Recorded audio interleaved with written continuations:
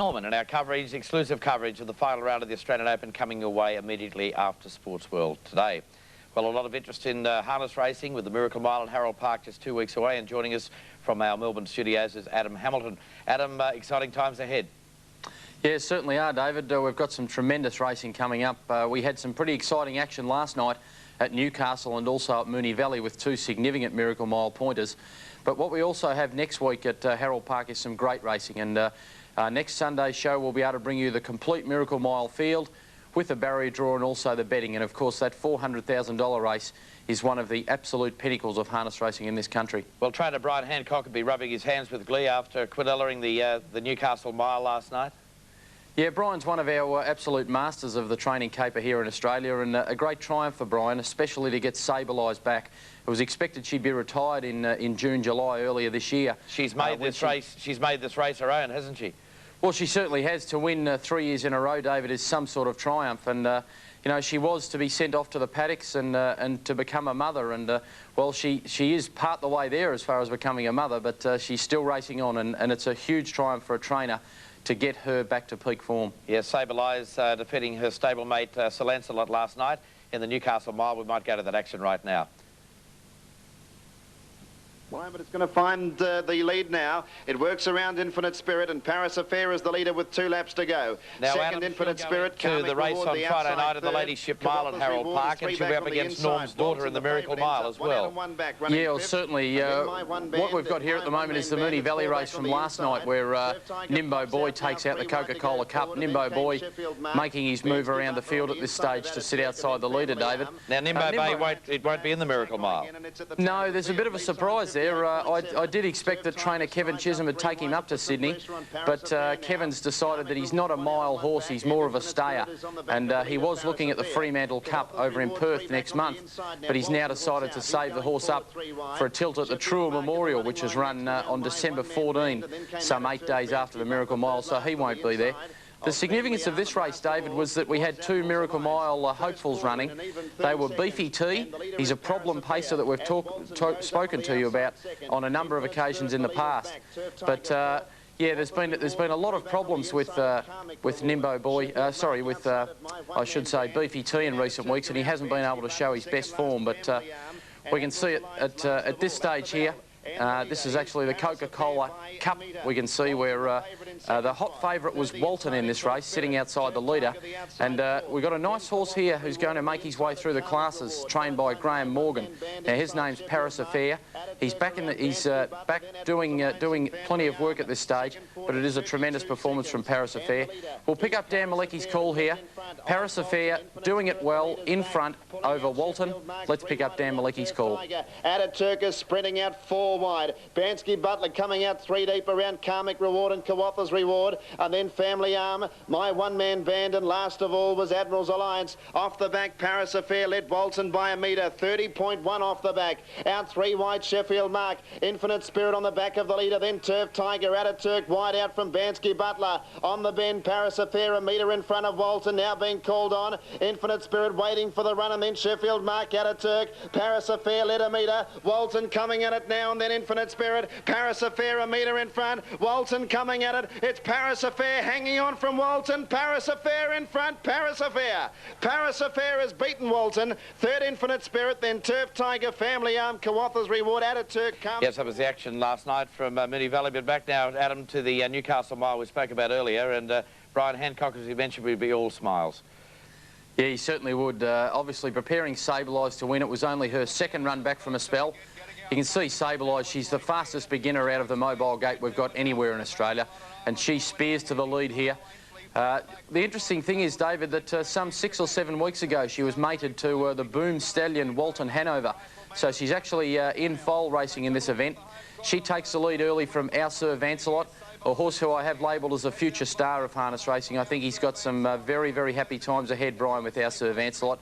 And as we've seen with Brian over the years, as one stable star heads towards retirement, he's always got another one coming up through the ranks. And Sableyes will only have a couple more race starts before she heads to the retirement paddock.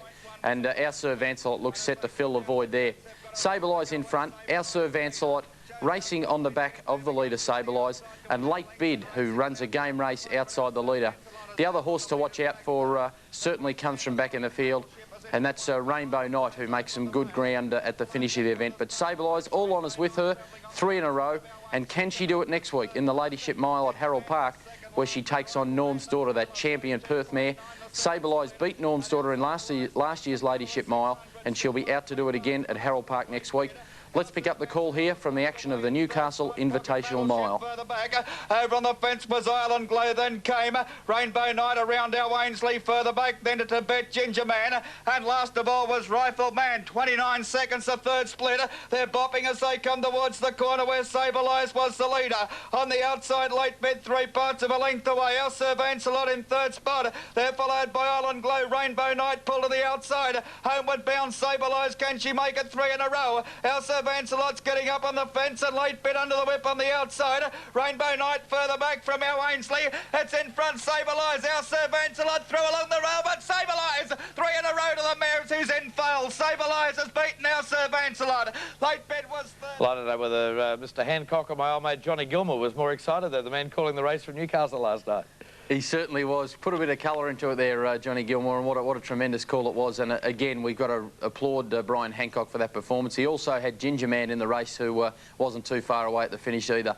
You can bet that Brian Hancock will have a runner there on Miracle Mile night. Could possibly be 2, David. Well, the Qantas Sprints and also the Ladyship Mile at Harold Park next Friday night, very important in determining the field for the big one the week after.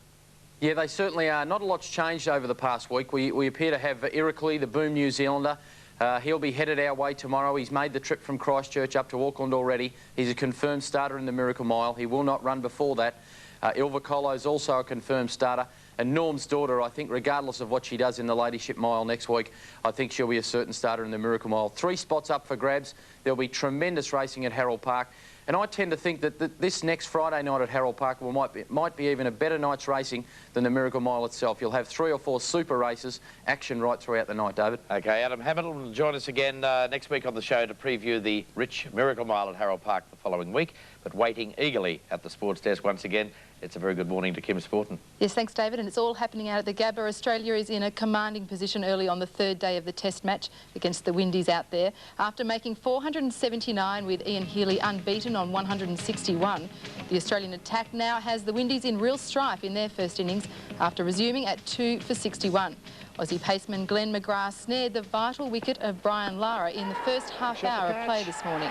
Lara caught by Mark Wall for 26 as the West Indies continue to struggle on the lively Gabba pitch. Good stuff. OK, victory for the Wallabies in the rugby test against Ireland overnight, but it did come at a cost. Skipper John Eales is out for the rest of the tour after fracturing his eye socket, adding to Australia's massive injury toll. This interview just in from Ireland. Yeah, it was disappointing. Like you don't really look to get a little fracture, but it's it's a good win at the end of the day. How did it happen? Oh, just in a tackle, I caught the ball at the back of a line out, tried to take it up and just got swamped. I see. And do you think you'll be staying on for the rest of the tour or going home? Oh, well, I just have to see how it settles down in the morning and take it from there. To golf, and Queenslander Kari Webb holds a share of the lead after the 3rd round of the US Tour Championship in Las Vegas. Webb fired an impressive 4 under 68 to be level with American Emily Klein at 9 under. Webb is chasing her 4th win in her rookie season on tour. Well, top seed Pete Sampras is set to face Boris Becker in the final of the ATP World Tour Championship in Germany. Sampras survived 35 aces against Goran Ivanisevic before winning 6-7, 7-6, 7-5. A real thriller there. Becker also had a tough battle in his semi-final against Richard Krajicek, losing the first set before taking the match in 3. To soccer, and time now to check the overnight results in British soccer. In the English Premier League, Chelsea and Newcastle fought out a draw. Aston Villa downed Coventry. Everton beat Leicester. Liverpool and Wimbledon drew 1-1. Middlesbrough and United share the points, as did Sunderland and Sheffield Wednesday, as well as West Ham and Derby, while Leeds beat Southampton 2-0. In the Scottish Premier League, Wraith downed Dundee United 2-1, and Aberdeen claimed the points against Hibernian. Well, watch out, sport fans. Your viewing habits are about to change. On the way is virtual advertising, and marketers say it is the future of event sponsorship. It's already being sampled in Europe, and it's on the way to Australia, whether you like it or not. Viewers tuning into sports programs in America are being subjected to virtual advertising, corporate logos that suddenly appear between goalposts and elsewhere on the playing field. The advertising looks as if it actually physically exists at the sports arena. Players can even walk on top of it, but spectators at the event see nothing. These virtual commercials are all inserted through state-of-the-art digital technology into just the television pictures of a game. For the user of the technology, you can insert different ads in different locations, all simultaneously. You can also take the most valuable piece of real estate in a sports venue, such as the center circle on a soccer pitch, and you can put a static image in there, or you can put an animated image in there. This new technology has created excitement among advertisers who think it will dramatically increase their ability to capture the attention of millions of viewers at major sports games such as the annual Super Bowl. To dominate 10 minutes of that game with your logo on the field while the players are playing, while everybody is paying attention, has an enormous value. Not all Americans welcome virtual advertising. There's concern that sporting events could end up being overshadowed by commercial distractions, with playing fields resembling a high-tech version of Times Square. It bothers me because there's already too much clutter on the screen, and this adds to the clutter. People want to see the game. They don't really want to see anything else that will interfere with play. But these criticisms are unlikely to halt the spread of virtual advertising because of its commercial potential. Use of the technology isn't just limited to advertising products and corporations.